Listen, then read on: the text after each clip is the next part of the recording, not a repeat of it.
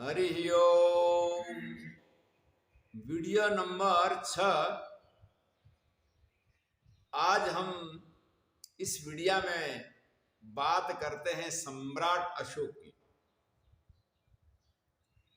सम्राट अशोक चंद्रगुप्त मौर्य के वंश का था। प्रथम हम कह के आए कि चंद्रगुप्त मौर्य व्यसन मुक्त होने से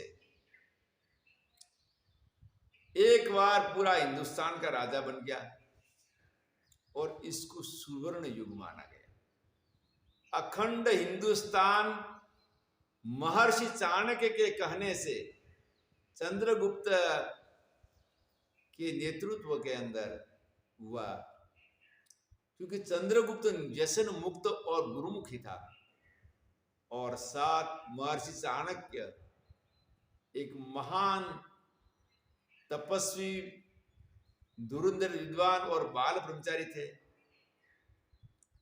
उन्होंने कूटनीति का प्रयोग करके भारत को अखंड बनाया। यहां हमारा पराजय का दूसरा कारण ये भी है कि हमारे क्षत्रिय राजाओं को, उनको कोई राजनीति का विद्वान गुरु अगर मिलता तो शायद इतिहास दूसरा होता, क्योंकि हमारा लक्ष्य बिंदु क्या है ये हम प्रधान है। क्रिया दक्षो दक्ष, यहां पर दक्ष प्रजापति ने यज्ञ किया, ये सत्कार्य था, लेकिन उद्देश्य कुटिल था। उद्देश्य क्या था? भगवान शिव का अपमान। तो उद्देश्य वैसा होने से सत्कार्य का दुष्कार्य के अंदर रूपांतर हुआ और महर्षि चाणक्य ने कूटनीति का प्रयोग किया। वह उद्देश्य उनका उज्जवल था और ये उद्देश्य उनका ये था कि अखंड भारत के अंदर धार्मिकता, नीति, न्याय, भ्रष्टाचार रहितता और विदेशी विधर्मियों से हिंदुस्तान को बचाना था। अगर तंग जे सल मेरी जटियां रो तो अमल मालवी बटियारो। चाणक्य को इसके साथ क्या मतलब? जो लोग खाए वो लोग बेचारे इतने श्रद्धालु थे, हमारी छोटी उम्र में जिनको देखे, एक तो गुजरात के अंदर राजस्थान बॉर्डर वाला बनासकांठा जिला, दूसरा राजस्थान, इतने श्रद्धालु थे कि कभी भी कोई बेखदारी आता और उसके ऊपर दादागिरी करता है, क्या समझते हो बापू बापू बापू बापू, धर्म की मर्यादा नहीं जानते। अरे जानते, जी हुक्म जी हुक्म। जब हाथी लेके बाबा लोग आते थे और ठिकरी मांगते थे तो बहुत नम्रता पूर्वक देते थे। हमारा दुर्भाग्य, क्योंकि ये वक्ता निजानंद भी राजस्थान बॉर्डर का शरीर है और इन बुजुर्गों को बचपन से देखे थे। इतना जहर अमल का खाया और पूरा जीवन जी नहीं पाए, न उन्होंने अपना कर्जा से मुक्त हो पाया, न बच्चों को संस्कार दे पाए और परलोक के अंदर अंत काल में जैसी मति वैसी गति। इस दुर्भाग्य से कि संत कोई काशी बढ़ के अगर ये कार्य करता तो जरूर इसका परिणाम होता। हाँ, संत महान तपस्वी हुए। बनासकांठा जिला और राजस्थान में कई संतों ने जिंदा समाधि लिया है, ये साधारण बात नहीं है। शूरवीरता के क्षेत्र के अंदर राजस्थान के वीर पुरुष इतिहास में अमर है। वीर पाबूजी राठौड़, वीर कल्लाजी राठौड़, महाराणा प्रताप, वीर तेजा, जाट चौधरी में वीर तेजाजी, और भी कई हो गए। और लज्जा मर्यादा आज भी राजस्थान के बराबर में जो माई लोगों की है, ये कोई पूरे भारत में नहीं इसकी बराबरी कर पाया। दूसरी, राजस्थान की कोई भी माता पूरे हिंदुस्तान में अलग पड़ेगी अपने पूरे वेश से कि ये मारवाड़ी। ऐसा वेश हिंदुस्तान के कोई प्रांत में दूसरी जगह में नहीं देखा। एक बार राजस्थान की बेटी पंजाबी ड्रेस में थी और दर्शन करने के लिए जाने पर बात से बात निकला। बात से बात निकला और कह के राजपूत तो मैंने कहा बेटी मैं तो पहली बार तेरे को ऐसा देखा है। एकदम शर्मा गई।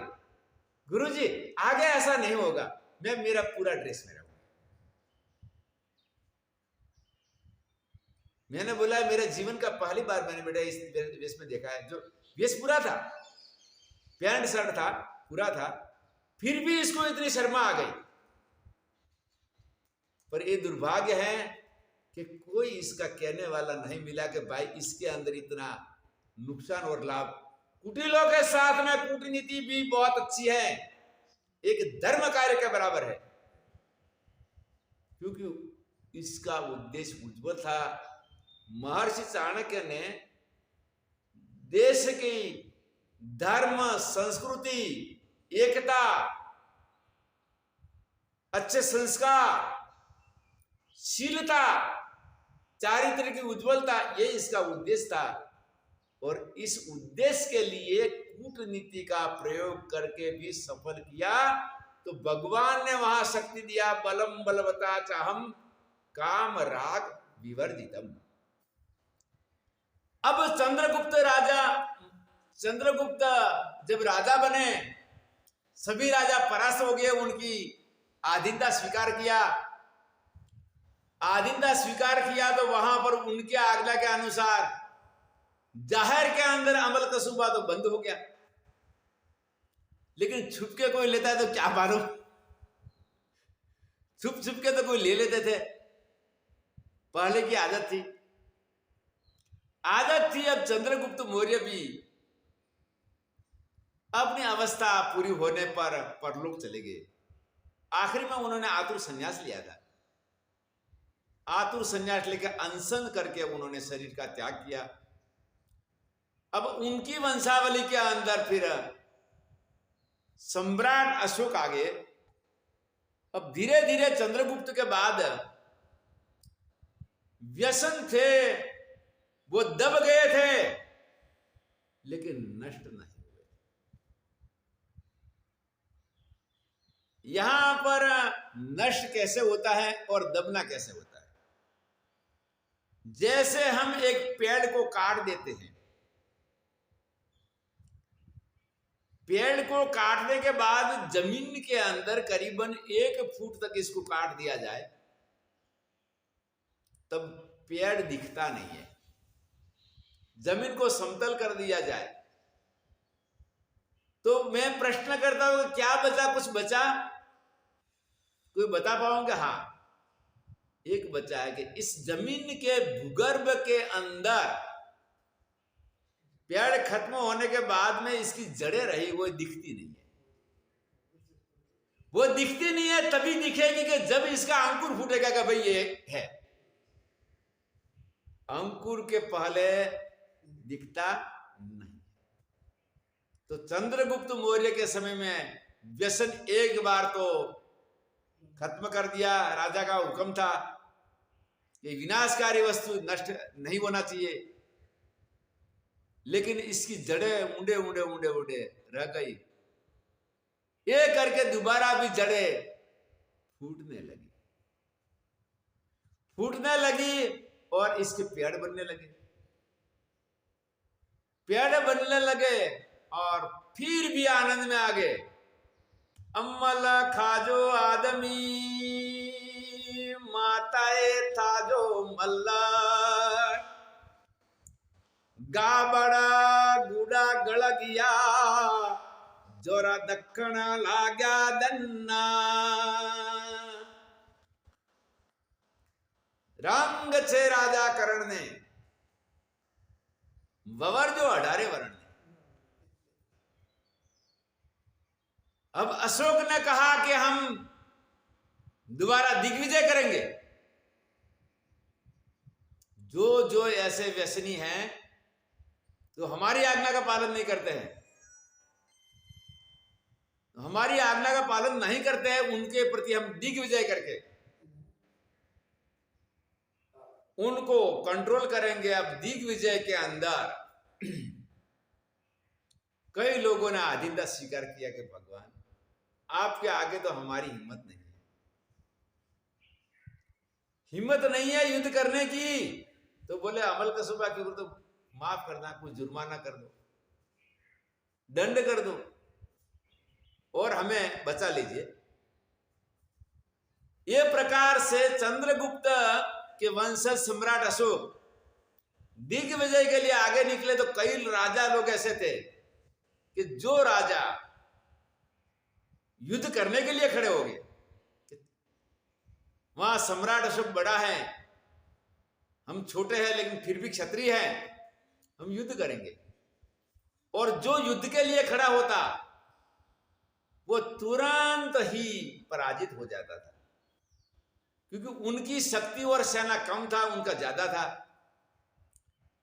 ज्यादा होने पर दूसरी बात है कि सम्राट अशोक चंद्रगुप्त का वंशज होने से व्यसन मुक्त था। ये करते करते एक बार एक छोटा राजा था, व्यसन तो था लेकिन खार इसके अंदर बहुत था। खार इसके अंदर बहुत होने से इसने कहा कि हम समाप्त हो जाएंगे लेकिन झुकेंगे नहीं, झुकेंगे नहीं ऐसा समझकर, झुकेंगे नहीं ऐसा समझकर फिर युद्ध के अंदर सारी सेना और परिवार शहीद हो जाता है। तो राजकुमारी को शौर्य खड़ा हुआ, पैदा हुआ। राजकुमारी कुमारी थी, युवती थी। इसने कहा कि हम संधि करके दुश्मनों के पास अगर हम जीना चाहते हैं, इससे ये अच्छा है कि युद्ध में वीर गति प्राप्त करके, वीर गति प्राप्त करके हम परलोक में जाएंगे। राजकुमारी युद्ध के लिए बाहर आ गई। बाहर आने के बाद तलवार लेके ललकार रही है कि ये दुष्टो चलो युद्ध के लिए आ जाओ। सेनापति को शर्म आई, अरे तेरा परिवार मर गया, सैनिक मर गए, तू क्या करेगी? और ये सम्राट अशोक है, हिंदुस्तान के महान सम्राट चंद्रगुप्त मौर्य के वंशज, जिनकी बराबरी हिंदुस्तान के अंदर करने की किसी की हिम्मत नहीं है। वापस चले जा कि नहीं जाऊंगी, क्या करेगी? मरूंगी, लेकिन ऐसे नहीं मरूंगी, 10-15 को साथ लेके जाऊंगी। मैं ललकार रही हूं, युद्ध के लिए आ जाओ। उन्होंने कहा कि हमारी दोनों ओर पराजय है, तू तो मरेगी, लेकिन हमारे लिए कलंक की बात है कि इतना महान सम्राट होकर एक कुंवारी लड़की को मार दिया। हमें हमारी मर्यादा कि हमें लज्जा आती तेरी तलवार की नहीं, तू छोटी सी लड़की हमें आगे क्या कर सकती है? एक टाइम पर बुद्ध भिक्षु भिक्षा करके जा रहे थे और तमाशा देख रहे थे, तमाशा देख रहे थे। हम छोटे थे, इस टाइम पर स्कूल के अंदर ये नाटक करते थे। भिक्षु जी खड़े खड़े देख रहे थे तो बेटी की दृष्टि महाराज जी की ओर पड़ी। बेटी ने कहा कि महाराज जी आशीर्वाद दीजिए, मैं इन दुष्टों को मेरी शक्ति का परिचय दूं। तो भिक्षु जी ने कहा कि तेरी विजय हो। सेनापति ने विचार किया कि भीख मंगा बाबा एक और हमारी इतनी बड़ी सेना, सम्राट अशोक, और छोटी सी गुड़िया को बोल रहा है कि तेरा विजय हो।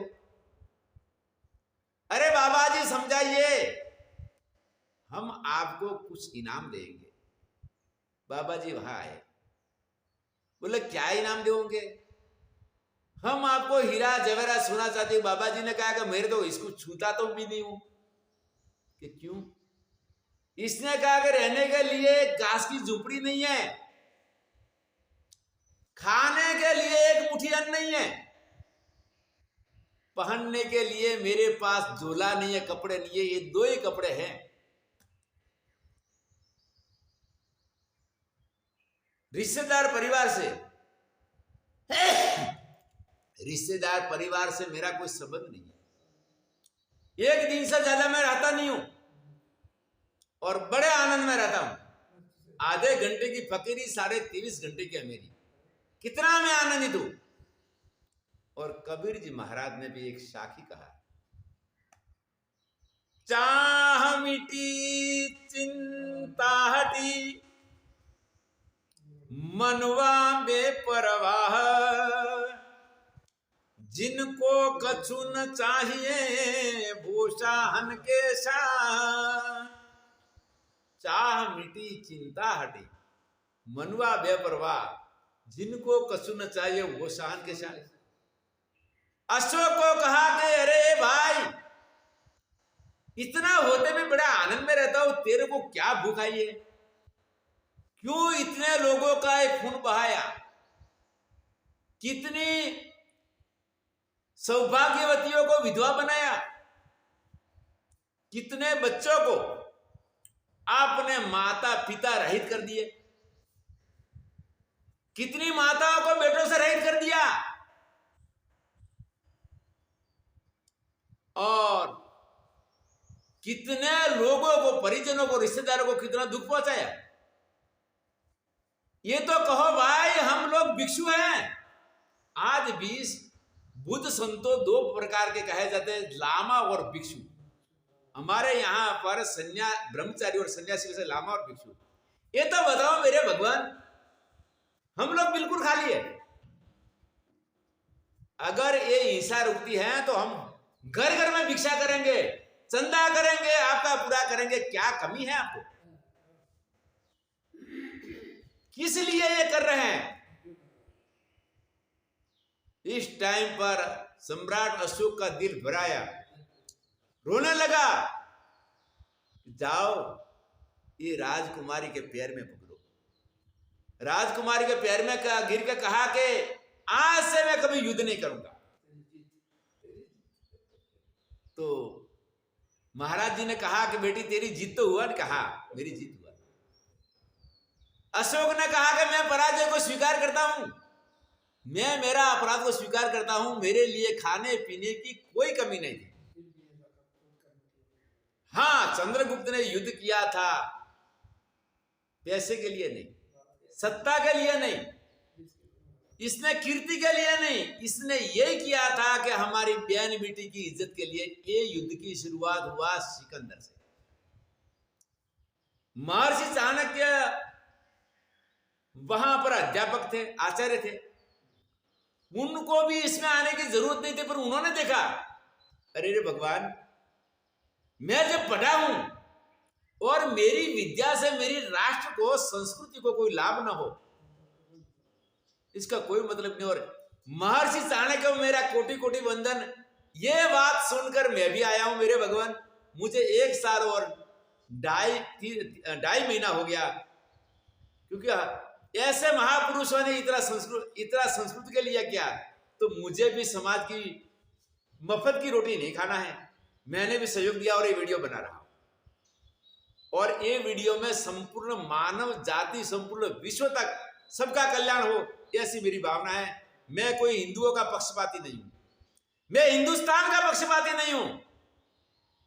अगर मेरे सभा में पाकिस्तानी आएगा और परिचय देगा कि मैं पाकिस्तानी हूं, तो मैं सभी के हिंदुस्तानियों के आगे इसको आसन दूंगा, बिठाऊंगा, सम्मान के साथ इसको सुनाऊंगा। भाई सुनो, आप और हम मानव है, और कई लाख मरे हैं, अब आगे हमारे और आपके बीच में शांति बनी रहे, ऐसा हमारा विचार रहेगा।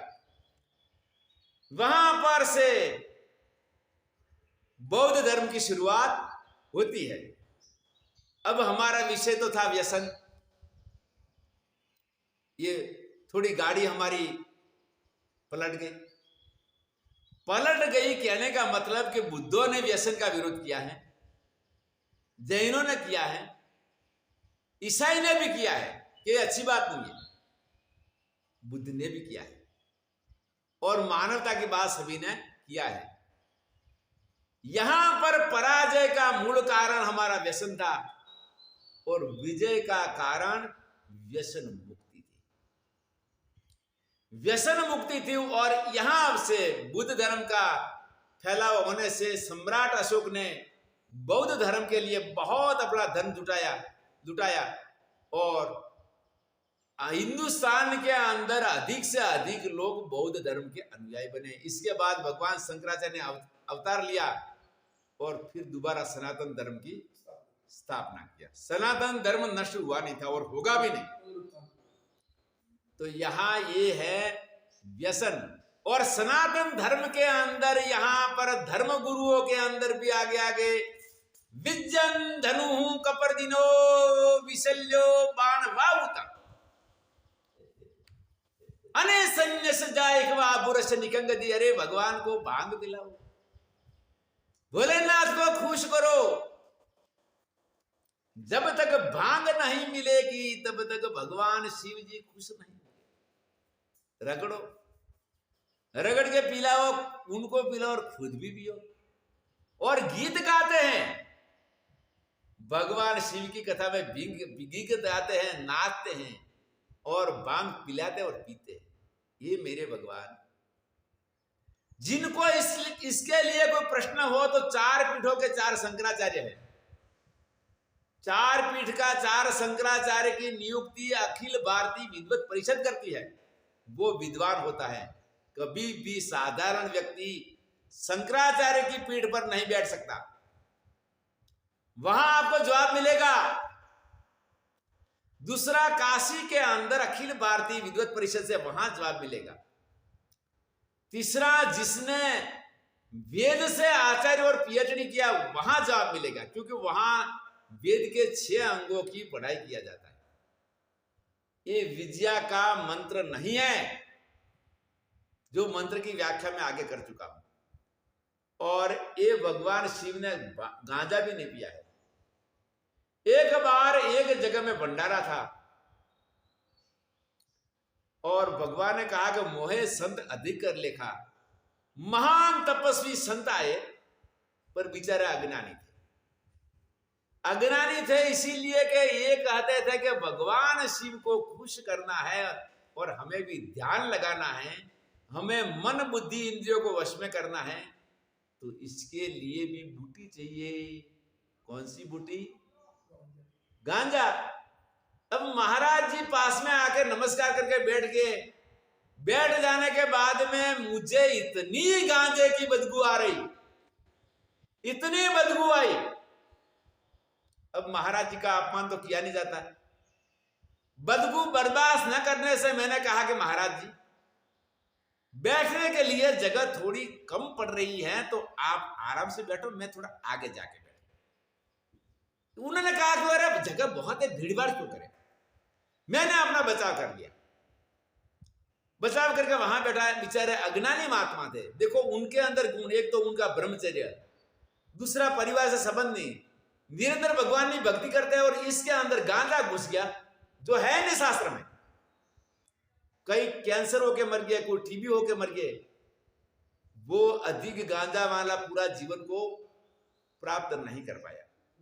भजन किया, उनके पास सिद्धियां आई, लोगों का कल्याण हुआ, और जिन्होंने ये स्थान बनाया वो लोगों में उनका परिवार वाला कोई नहीं बैठा है।